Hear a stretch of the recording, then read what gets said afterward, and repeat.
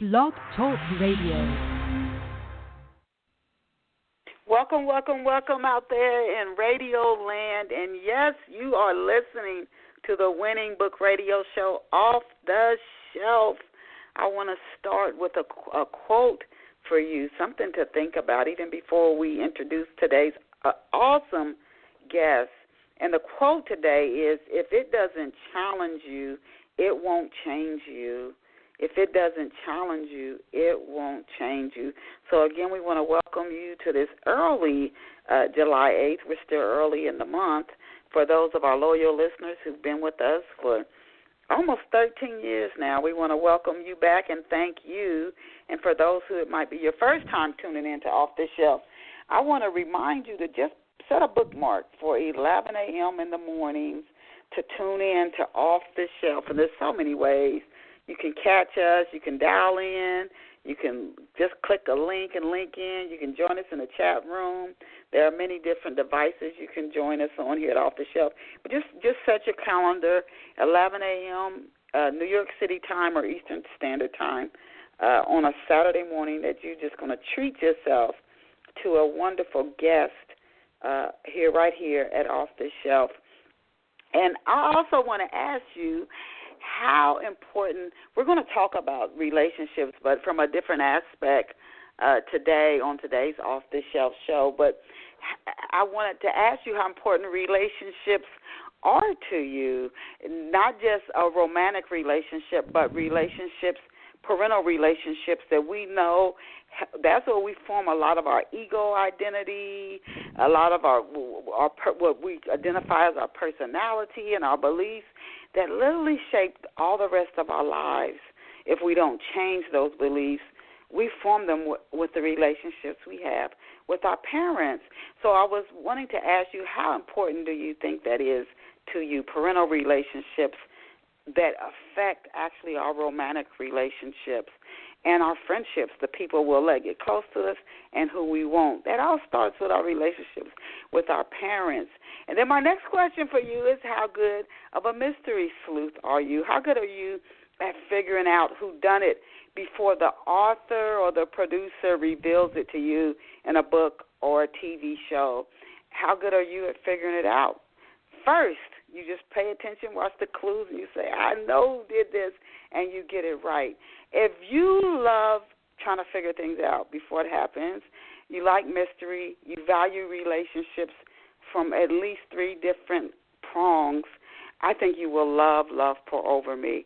And you can get a copy of Love Pour Over Me in print or ebook format at Amazon, Barnes & Noble, Walmart, etc. If you don't see the print book on the shelf when you go in the bookstore, just ask the clerk, say, I would like to get a copy of Love Pour Over Me by Denise Turney, and they can get a copy for you because it's carried by the largest book distributors in the world. So I hope you will go out today and get a copy, ebook or print, of Love Pour Over Me, and let me know how you enjoyed Love Pour Over Me. And now let us go and meet our very special off-the-shelf guest. Now, every show I learn something from every guest. I don't set out to do that. It just happens. And last week's guest, I just adored.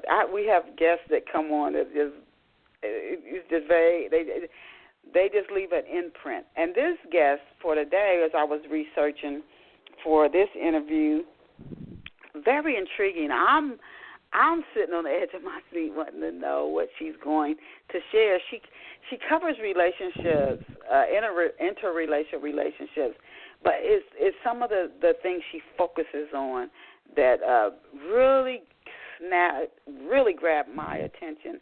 And so our special off-the-shelf guest this morning is Maria McKenzie. And some of you may have heard of Maria. She is a former librarian, a small business owner, a wife, and a mother.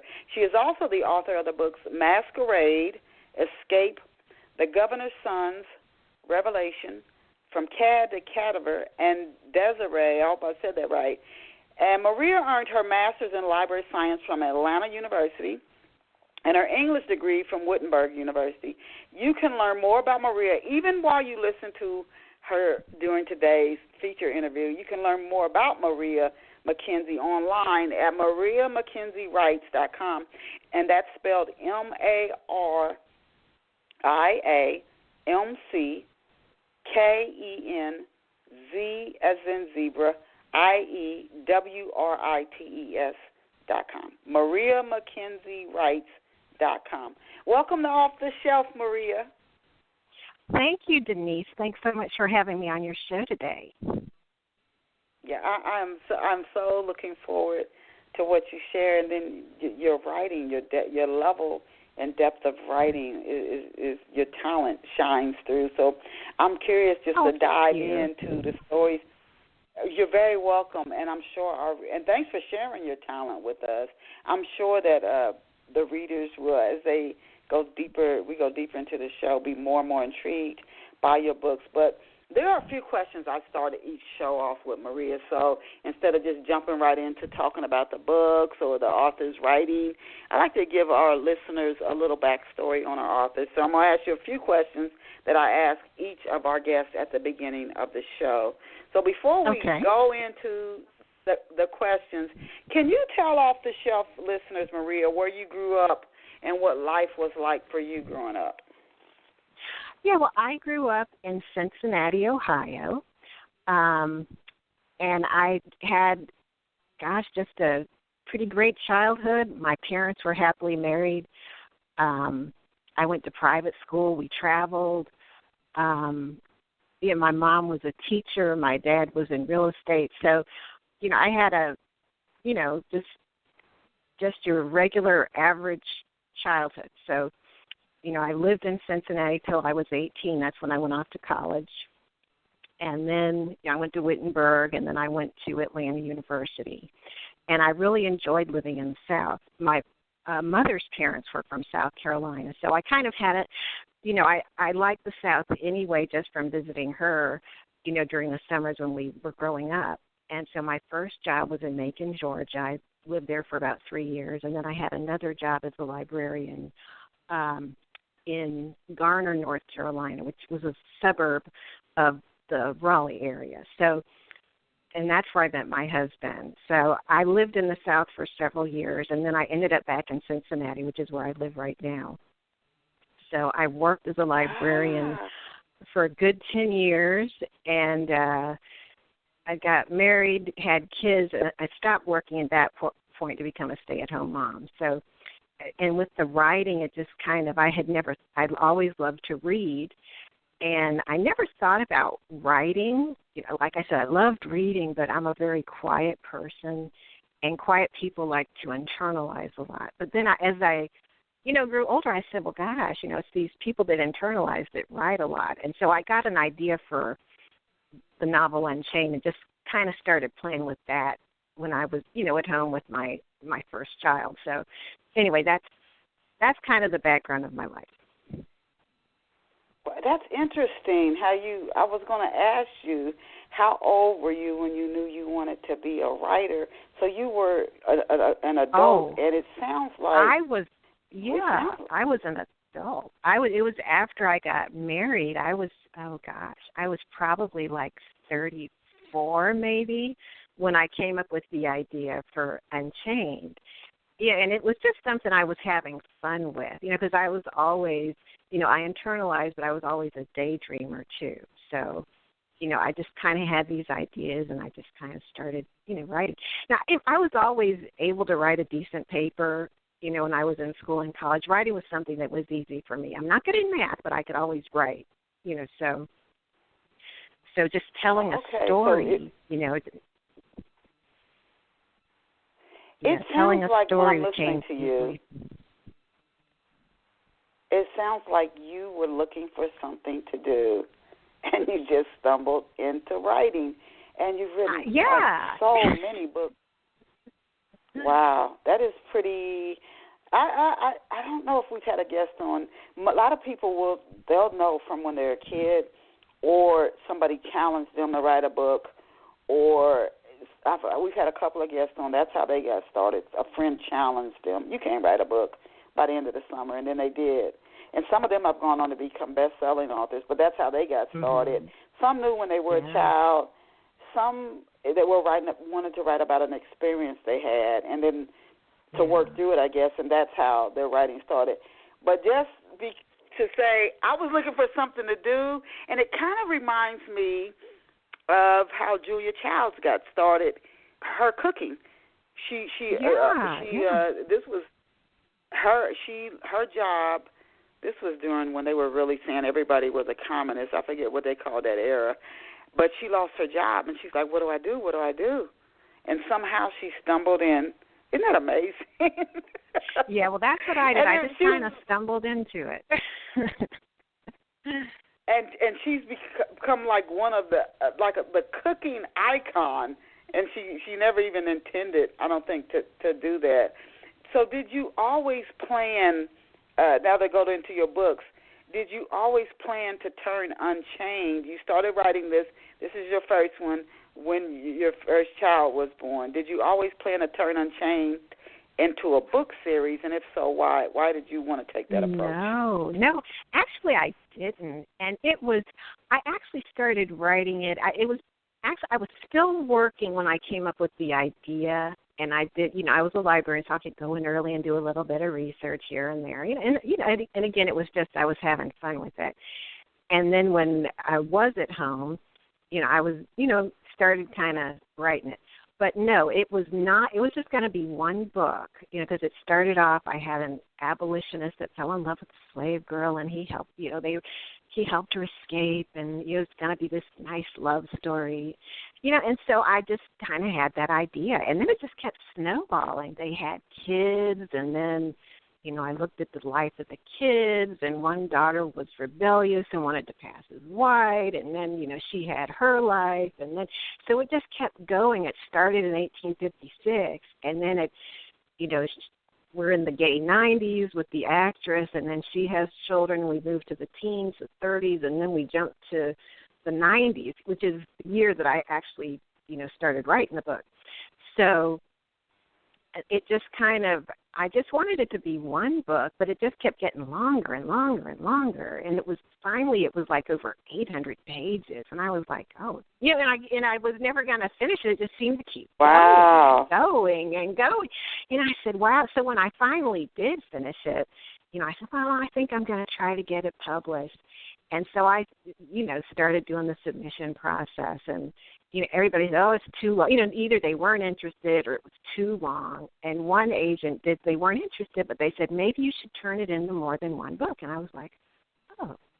And at that time I had met a very good friend who I call her my writing coach. She's my writing teacher. And she was saying, this needs to be more than one book. It just can't be one. And I just kind of was like, oh, yeah. And I just kind of was like, okay. So I just kind of put it away. And I just, I kind of gave up on it because I said, oh, I don't know if I want to deal with, chopping it up into 3 parts. So it sat in the drawer. 800 pages. Oh, yeah. Oh, my gosh. Yeah, it was ridiculous. Most publishers or agents would say, you gotta trim this down, but you had no intention. You still, but Harry Potter's those books are pretty. They're pretty long too. So they're very long. That makes sense. Yeah, and Stephen King's books are really long. So, but it was only going to be. Yeah. So it turned into a series it was also something that just sort of happened because they like you to keep your books, I think, around 230, somewhere in that range. But again, there are best-selling authors who have very long novels. Again, the Harry Potter books, Stephen King's novels tend to be long, and they do very, very well. Can you give us is Escape the first book in the series, Maria? Yes, Escape is the first book in the series. And that focuses on the love story. Mm-hmm. I'm sorry? No, could you give us a brief synopsis of Escape? Yeah.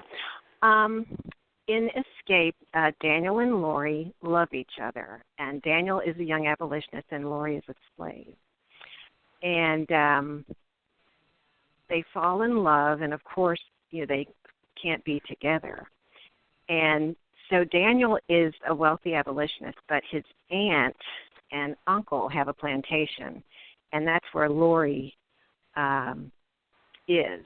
And she comes to the abolitionist household just temporarily, because she has lost her mother and she's inconsolable, and she's a young girl at this point. But anyway, so she stays in the plantation owner's sister's household, who's an abolitionist. She stays there for about 10 years. And they have every intention of taking her back. So they didn't mean to leave her there for 10 years, but over this 10-year period, she and Daniel fall in love. And so when the abolitionist parents die, the slave girl goes back to the plantation, but Daniel goes with her. And he tries to get his uncle to free her, but he says, she's my baby, I'm going to keep her, all this stuff. So anyway, he manages to plot an escape for Lori. And they eventually escape. They go to Oberlin. Before they go to Oberlin, they're married in a Quaker ceremony in Wilmington, North Carolina. And, eventually they, go off to Oberlin, Ohio, and live as man and wife, and then eventually decide after the war to go to California. So that's, in a nutshell, that's just how that story goes. So they live in California on a ranch and have children. Yeah, we're probably a little bit less the social tension, probably, I'm assuming, less. Are they children when they first meet? And if not, how old are they when they meet? And do they grow up together? Yeah, they do. And it's in the story, it actually opens when they're teenage. They're like, I think Lori is 17 and Daniel is 18. But she has been living in the household since she was 7. So, it's mainly backstory that the reader learns that they were raised together. Yeah, and I also the woman the mother who's an abolitionist, she had lost a daughter not long ago, and Lori, as a little girl, kind of fills that void for her. So she kind of dotes on Lori. She has Lori tutored with Daniel because they're about the same age. So, they grow up together, and, they're with each other. They, kind of bond. So, I wanted to make it, believable, that, these two, people from two totally different backgrounds could, they could be together under the same roof and, have this affinity for each other. And then as they grow older, it turns to love. So that's kind of how I played that out. Is Daniel's family wealthy? Not everybody who owns a plantation, which is why some people get buying and selling slaves. That's right. Now, Daniel's family, where Lori is in the household, his family is a merchant family. So that's how they made their money. So the mother, Rebecca, married a man, and he's dead to start off the story, but he had these abolitionist tendencies when she married him, and, so they're both abolitionists, but he is a merchant, so that's how, and they have servants, but they're paid servants. So that's how they made their money. So Daniel's family is wealthy, but they're merchants. So they're not really, well, she's a slave girl, though. You said he's not. Her family, they're merchants, they're abolitionists, so they don't own slaves, right? They don't own slaves, but the mother, Rebecca's brother, has a plantation, and Rebecca was actually raised on that plantation. So, okay, I'm trying to figure out. So Lori's a little slave girl. If she meets where Daniel grew up, his family's abolitionists, so they don't own slaves. Yeah. Who is she working for? They don't own slaves. Lori. Okay. Well, Lori is originally born in Daniel's uncle's plantation. And he's the planter with the big rice plantation. And he has a very evil wife. Yeah, I'm stereotyping, but Lucinda. And Lucinda is very cruel to Lori. And Lori, little slave girl on the plantation, loses her mother, and she just cries a lot because Lucinda is so cruel to her. Lucinda slaps her. She's just awful to the little girl, and she won't stop crying. But when Daniel's family would come to visit, she and Rebecca, she was very fond of Rebecca. So Lucinda said, I'm just going to send this girl over to Rebecca's.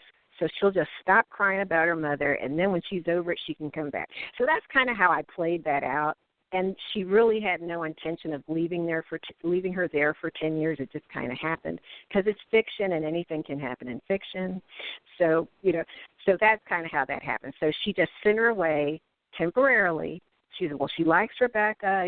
She can get over her mother, and just stay there for a little while. And then, when she comes back, I'm going to put her to work, as, she'd be a housemaid of some kind. But anyway, so the 10 years passed. Yeah, and that was long enough for her to stay there and, fall in love with Daniel and learn all those horrible abolitionist ways. So what makes Daniel's Aunt Lucinda, what makes her such a hard woman? We're not just born that way. I find that when we try to protect her, what makes her so hard? Well, and again, I go into backstory with her.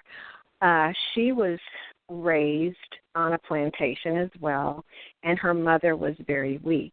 And back in that day, of course, there was no birth control, and women died left and right from childbirth.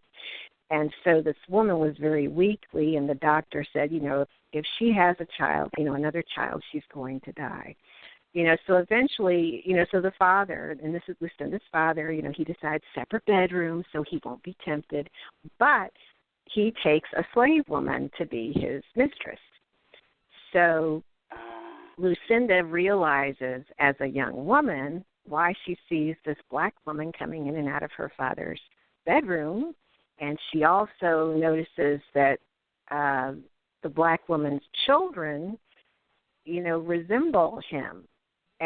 So she's, and they're very, they're mulatto children. They're very fair-skinned. And so she's, mixed race, which was called mulatto back then. And, she's, she figures out these are his children by this woman. So she just has all this bitterness. And her mother has just suffered the humiliation because, of course, she knows what's going on. So anyway, she's very bitter about that. So that's, so she's, the whole slavery thing is just so horrible to her. I mean, it's like we're going to use these people, but, she's just got all that hatred because that's what happened. So when Lori does come back, and, I think Lori and Daniel are there together, and she sees something's going on, and she's just not going to have any of that under her roof. So she's targeted from the experience she had growing up. Yes. That makes perfectly good sense. But a system like slavery, domestic violence, even if people are from the same culture, when you try to dominate another human, and people keep trying to do it, whether it's, again, domestic violence, you got sex slave trades that are still going on. Which is so horrible. One person just wants to literally dominate another person, or that never works. That has never, ever worked. Nothing in creation is made for that. So it never will work, but there's some need in some people to dominate, and I don't know if it's fear that they feel like if I'm not dominating and controlling, I have to. Maybe it's fear. They don't think they could survive, but it never works, and yet people keep trying it, and it never works. Did you do a lot of research? You're going way back, like 200 years almost. Did you do a lot of research while you were compiling these books? And why Maria? Now, you were a new mom. You're looking for something to do after you have been a librarian for 10 years, so you had to have a love for books there. But why would you go all the way back that far in history? Where you have to do all this research? Did you have to pour through books and do a lot of research I just I love history. I minored in history when I was in college, and I think American history is my favorite history. I mean, but I just really love it. So, again, when I came up with the idea for the book, I was still working, and I was, I think it might have been the last year I was working, but, I could go in early and do a little bit of research, but then again, once I stopped working and had kids, and I think early on with the kids, they're really time-consuming, and I had no idea they'd be so time-consuming. So the writing was kind of on hold for a while. But, I had no idea about that. But anyway, so the writing was a little bit on hold. But once they were, a little older and would nap, I could just, go through books and slave narratives and, look at the Internet. And I would, go to the library and I'd bring home piles of books. And it was just fun to me. I just love it. So, I've always, even as a kid, I loved looking at old photographs and, I discovered slave narratives when I was working at the library. And again, this was before I started writing, and I was like, wow, this is just so fascinating. So, I chose to go back, and I didn't want to do the 1860s because, I'm not really that crazy about writing about the Civil War. I mean, I'll read about it, but to me it's hard to write about it. I'm just not into the battles and all that stuff. I just want to focus on the love story. So I said, I'm going to make it 1856, and then I kind of was able to skip ahead and kind of skip over the Civil War and just kind of make mention of it. So, I went a little earlier than the 1860s, so I think I opened my story in 1856, but I just love doing the research. And, you just get so wrapped up in the slave narratives and the stories, and you're like, man, and you just wonder, how could this really have happened? So, so that was just for me. I love books, I love history, I love research, so it was just fun to me. I was going to ask you how your prior work as a librarian, not just your love of history, that is definitely a good thing to have, but your prior work as a librarian, how has that helped you? How did that help you with researching and writing these historic novels?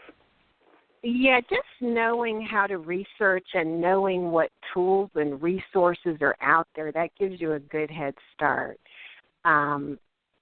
And even when I would get stuck sometimes, I'd say, well, let me just call the library. And this is when I wasn't working.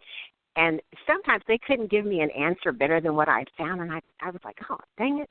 But for me, I feel like, the research skills that I learned, just were, amazing, and just being exposed to all the resources. So I know what's out there. And when I would run into a dead end, even if I called the library and they couldn't help me, that's when I'd have to call, I'd have to scour other resources to find an expert on a subject and call that particular person to help me with a question. So. Yeah, I had a friend who did her genealogy, and I also had somebody in my family. And when you're talking about this type of research, I mean, this is a fictional a story, but they tell me that it is amazingly time-consuming, and you really have to know where to go, or like you say, you end up spending hours and coming up with nothing. So is just interesting. Yeah. We've had two other authors on here. One who wrote about the Mexican, I can't remember of it, when the United States took California. It's funny when I listen to people talk about the Hispanic American tensions now, where they exist, and I'm like, do you know Mexico used to own that state? Yeah. but she said she enjoyed doing that research as well. And then we had another author. All his stories are set like in the 1800s. And he does all that research, and he's very successful. But some people just love readers. They love those historic novels. Some people like futuristic novels, like the Star Wars, and some people like the novels that go way back into history. Good for you. So that you have the skills to do that research. I want to ask you, all of your books sound so incredibly Interesting. And then when the reader hears about the research that you put in, I wanted to ask you next, what is Lavinia Hargraves? What's her relationship like with her mother, Lori? You have some very interesting characters. Oh, yeah. Yeah, when you were asking your questions at the beginning of the show, I was thinking about that, your parental relationships and all that.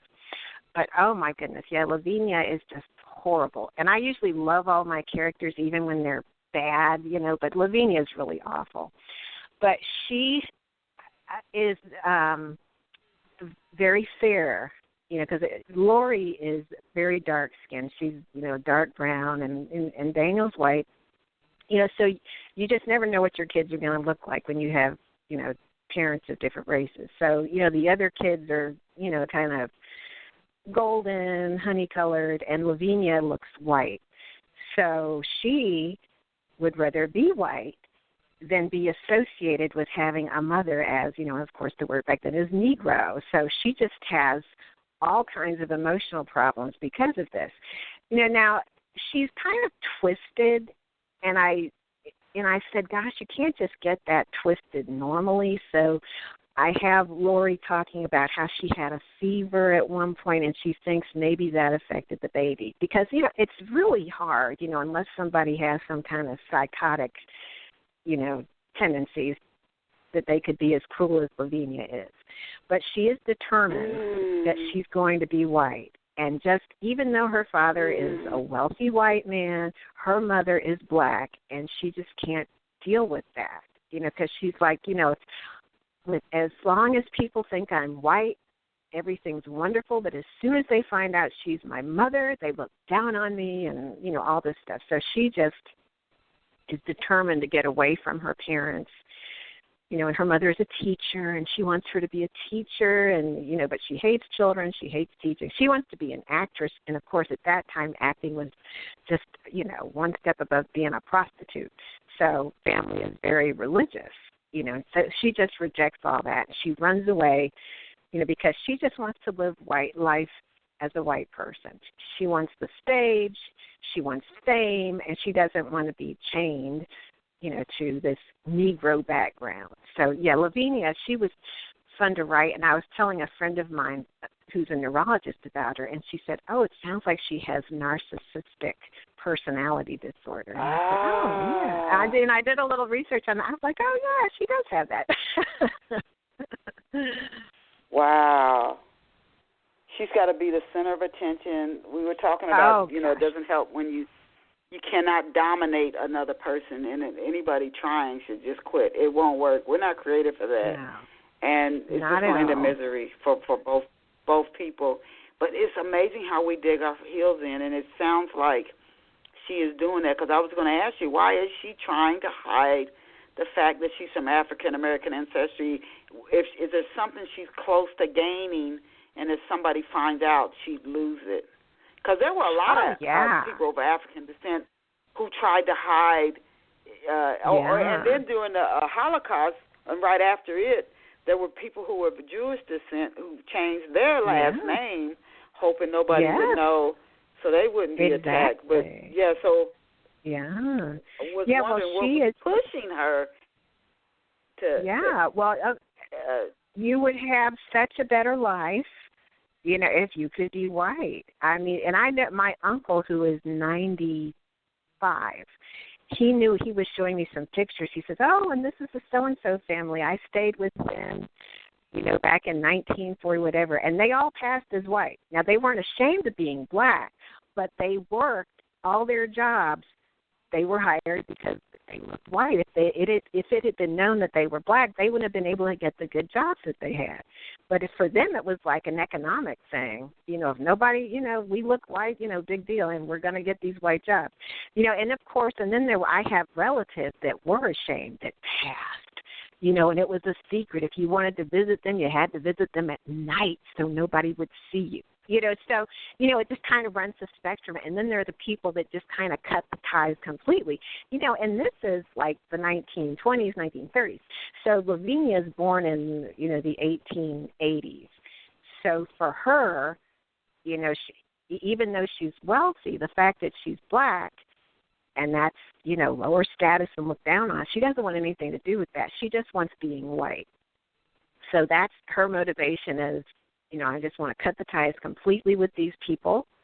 I don't want anybody to know my mother is black. I just want to live my life as a white person. So she completely cuts her ties, when she's able to, when she finds someone to take her away from all that, who can change her past, and make her, be white so she can have everything that she wants. But is she close to her mother?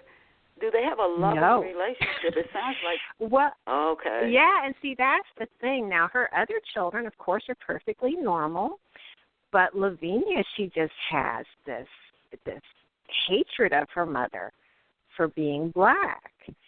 And I mean, it's like that the story Imitation of Life. I've never read the book, but I've seen the two versions of the movie, and the little girl is so ashamed of her mother. And it's not until her mother dies that she's like, oh, I was so horrible, all this stuff. But anyway, so with Lavinia, and again, I don't go into this in the book, but I'm assuming that, Lori is a very loving individual, and I'm sure she gave her daughter love and nurturing and everything, but she just, because she is black, she just is ashamed.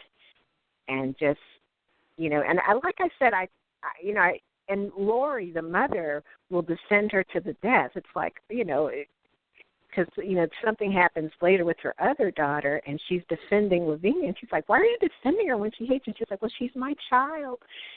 But, you just, with woman and her, psychosis, I just don't think she could have a normal relationship with anyone. And she uses people. She's one of those people that's not, she's a narcissist, and she's just not really capable of real love. I mean, so that's the only way I can look at it. Because when I listen, when you read the story, it's like, gosh, she's so horrible. How'd she get that way? So she's got to have something going on with her brain to make her that way. Yeah.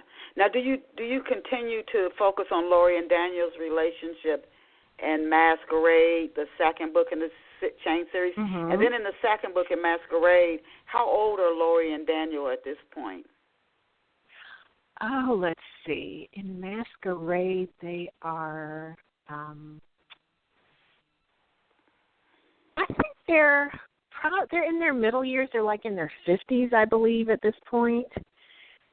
Because, Lavinia has run away. She's become successful, and, the first husband dies. She remarries. She has kids. And then, the second husband discovers the truth about her, and he wants to find out more. And that's when we find out, we see Daniel and Lori again. So they're gray-haired, but they're middle-aged. They're in their 50s. And they, of course, still have a loving relationship and fully married. That's a good thing. To see their relationship still going strong. Now, is Revelation the final book in the Chain book in series? the series Revelation. Make this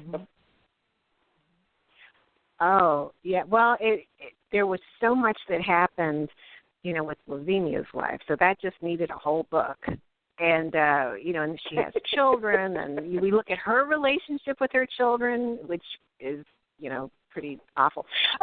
But anyway, so then from Masquerade ends, I believe, when her children are 8 years old. And then Revelation picks up on her daughter Selena's life. And Selena is in Revelation when it opens, she's 16.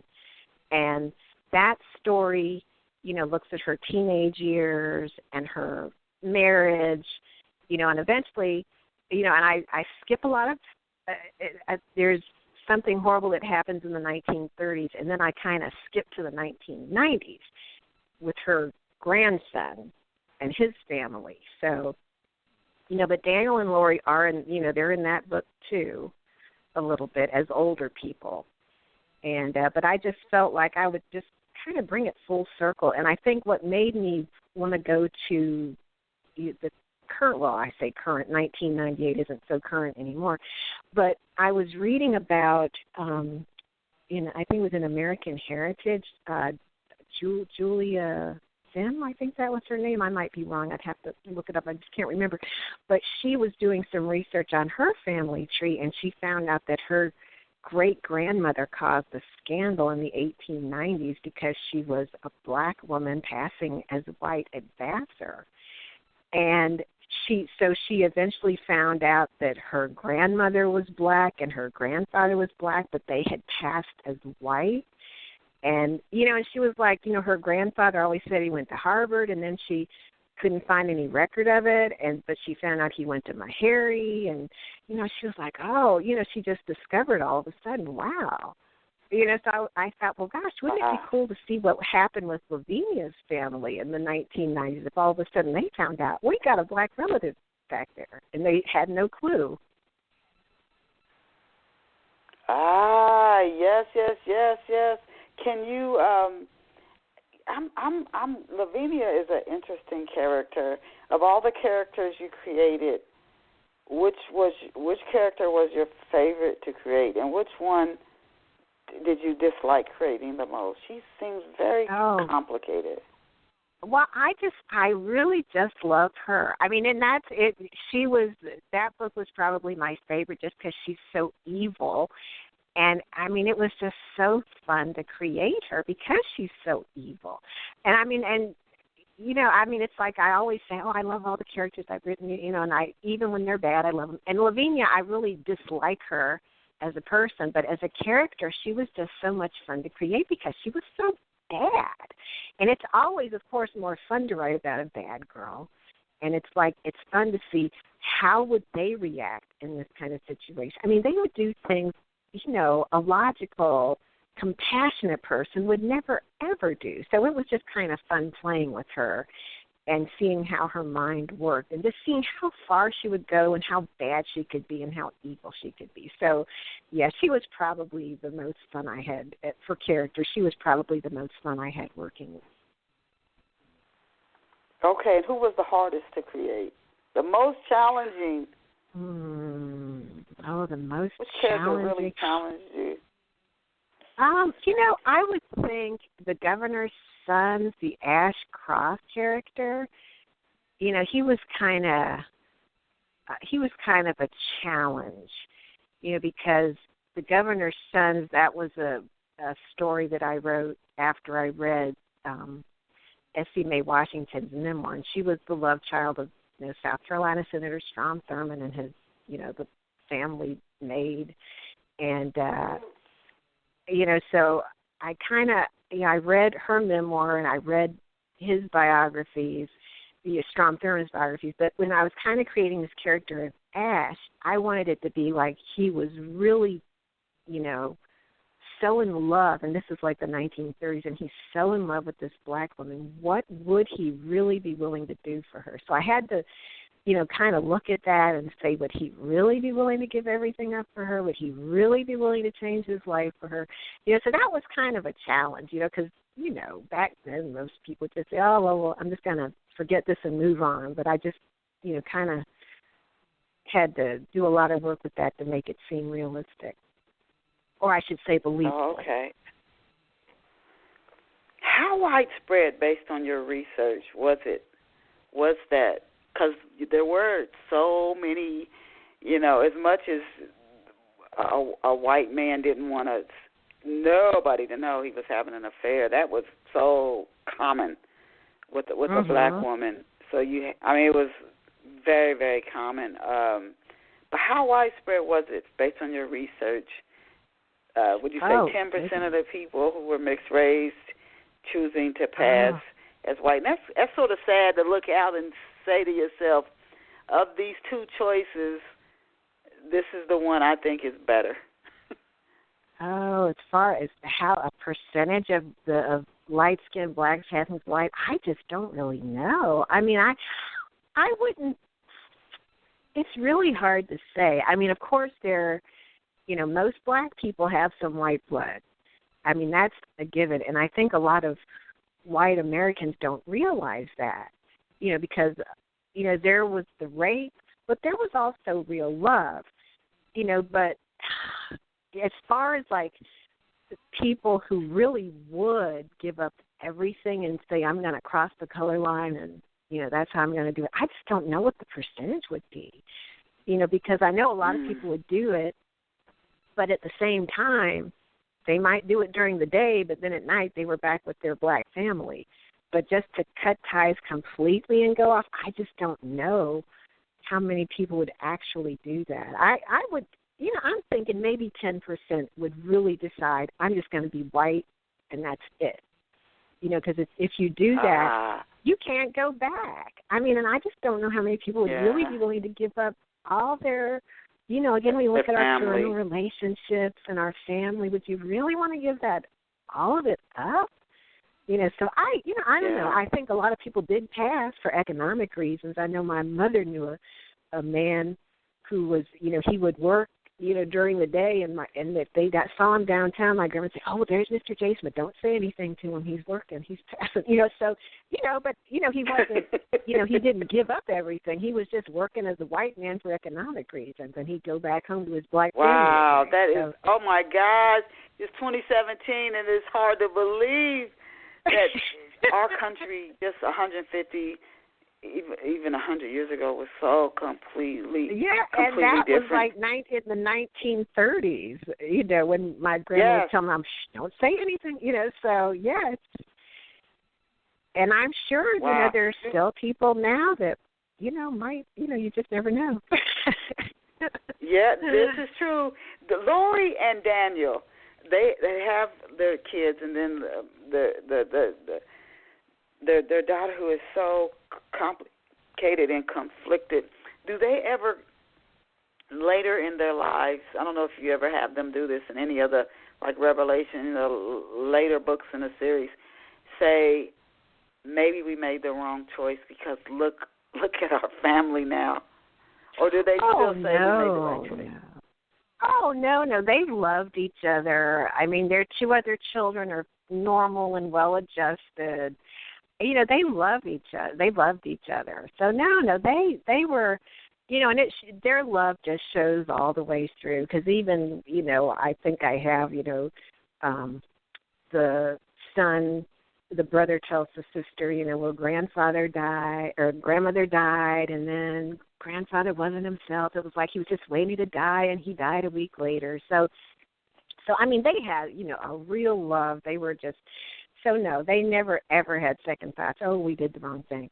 Lavinia was just Lavinia, so unfortunately, but their two other children were fine. But, no, they made the right choice for love. Now, From Cad to Cadaver is a completely different type of book. It's more of a mystery thriller. Is that correct? Yeah, it is actually a comedic mystery.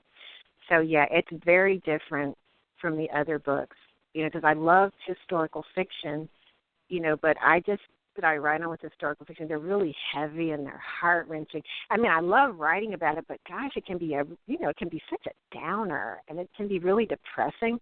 And so with Cad the Cadaver, I was like, this, one day I just got this idea for this private eye, and I just kept thinking. I was like, well, let me just try a book with it. And so I just kind of started playing with it.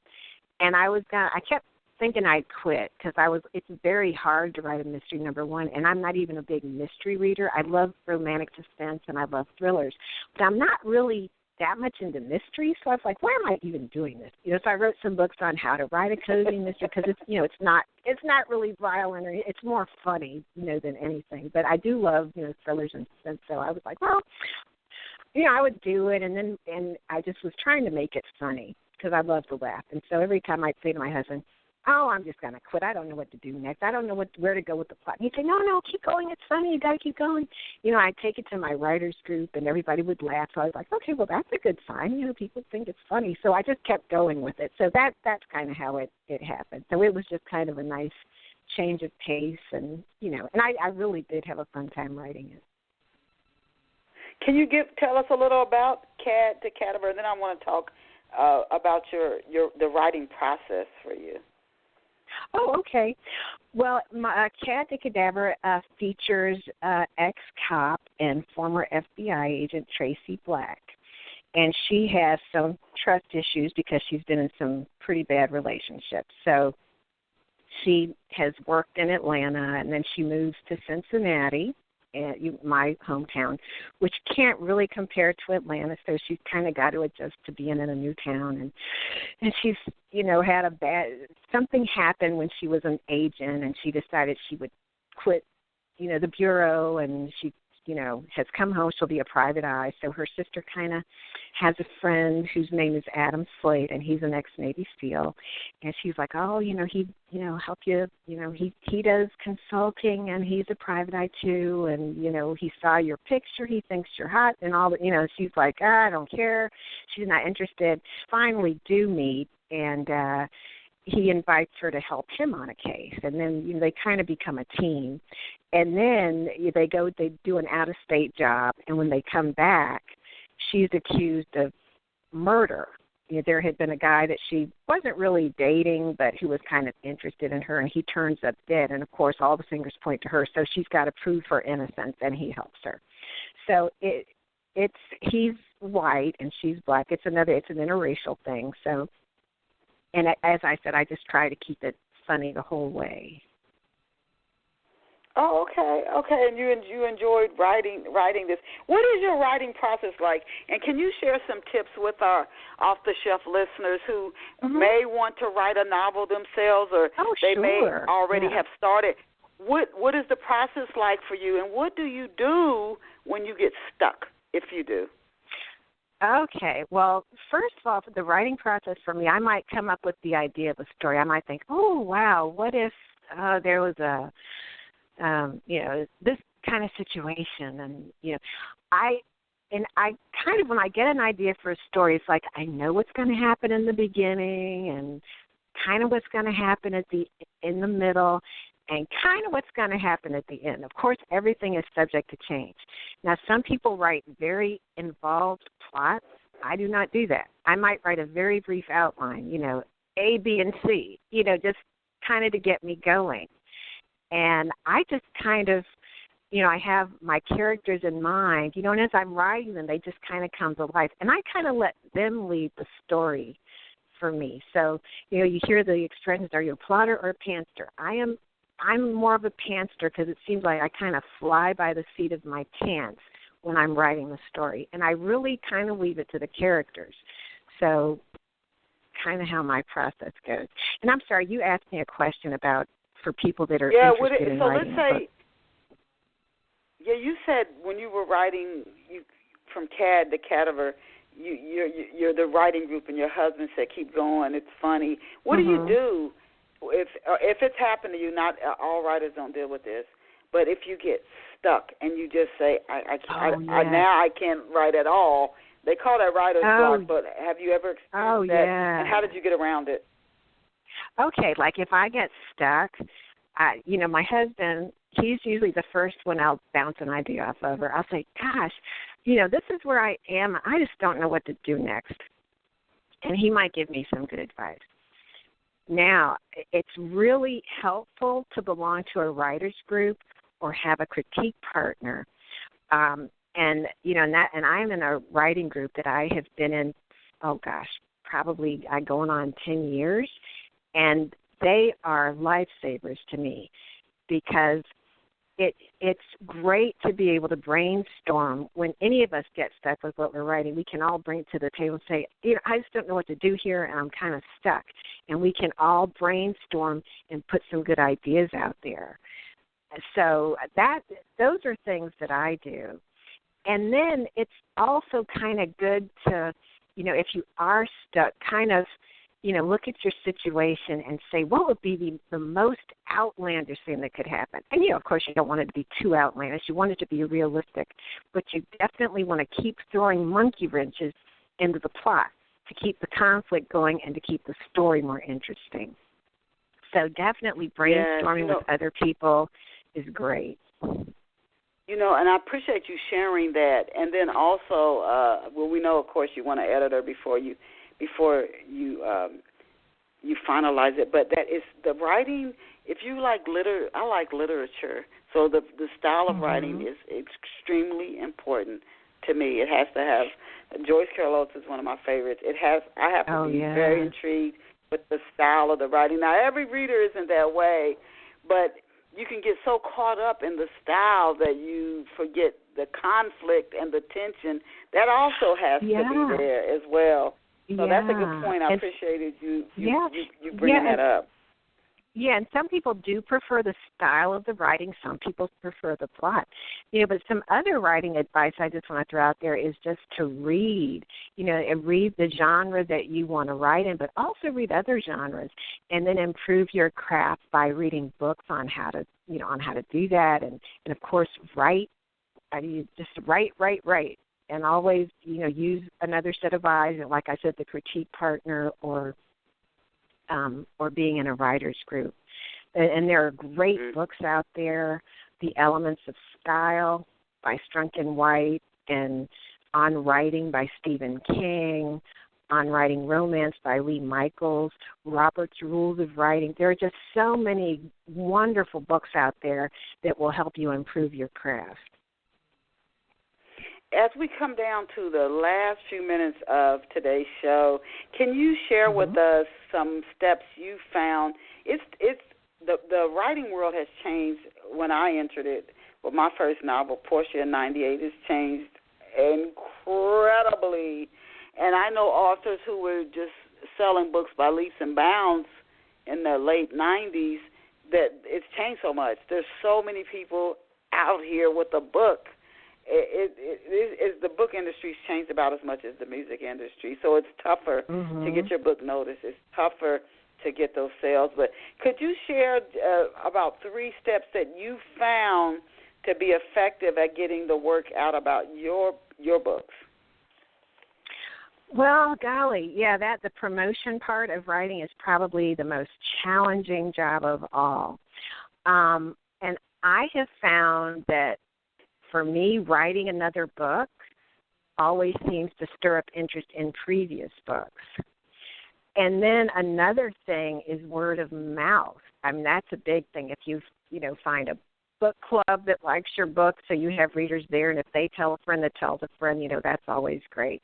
And then social media can be useful, using Goodreads effectively, and I still haven't mastered that. But, Goodreads is a good way to connect with readers. So, just writing another book, word of mouth, and using social media effectively. But I don't know the secret of great promotion, but those are 3 things that I would see as being the most useful thing. Okay, where are some social networks you're on? How can Off the Shelf listeners find you, Maria, if they wanted to learn more about you and your books on at a social media network? Okay, well, you had mentioned my website earlier, and then I am also on Facebook, and I am on Twitter as well. And I was just telling my son, on Twitter, it's Maria_McKenzie at Twitter. Okay. And Maria McKenzie, author, on Facebook. Okay, and where can Off the Shelf listeners get copies of your books? And are they in print, and e-books, and audio books? Yes, they are all available on Amazon.com.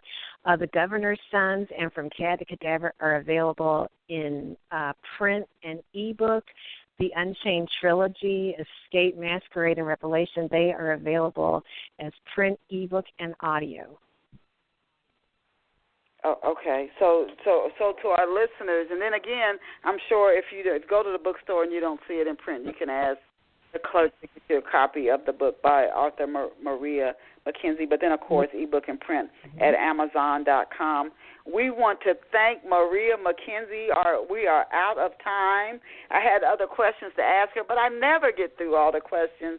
But we want to thank author Maria McKenzie for sharing her time with us. She is a former librarian, small business owner, wife, and mom, and she is the author of the books Masquerade, Escape, The Governor's Sons, Revelation, From Cad to Cadaver, and Desiree. We didn't even get to discuss two of the books, 2 to 3 of them within the hour that we had. But Maria's also, she earned a master's in library science from Atlanta University, and she got her English degree from Wittenberg University. So got her roots in North Carolina, Atlanta and Cincinnati, Ohio. And you can learn more about Maria McKenzie online at mariamackenzieWrites.com, and that's spelled MariaMcKenzie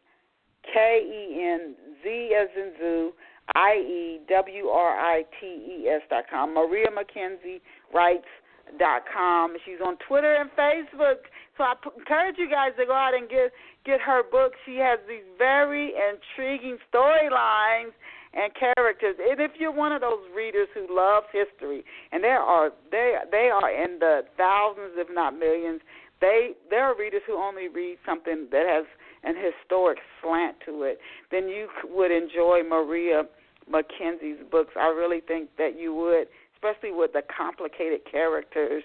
Isn't that what keeps you turning the pages? That's what makes us watch TV series, if you do. It's those complicated characters, and she has those in her books, plus the history piece and her gift of writing. And do encourage you to go out and support author Maria McKenzie. And remember, as I told you, I always tell you, and hopefully one day we all will really accept this as the truth, you are so amazing to our off-the-shelf listeners. You're incredible. You're awesome. Go out and create a fabulous day for yourself. Please come back next Saturday at 11 a.m. when we will bring you another amazing guest. Thank you so much, author Maria McKenzie, for your time, and I wish you boundless success. Again, see you guys back here next Saturday at 11 a.m. Maria, I'll shoot you an email. Bye for now. Okay. Thank you, Denise.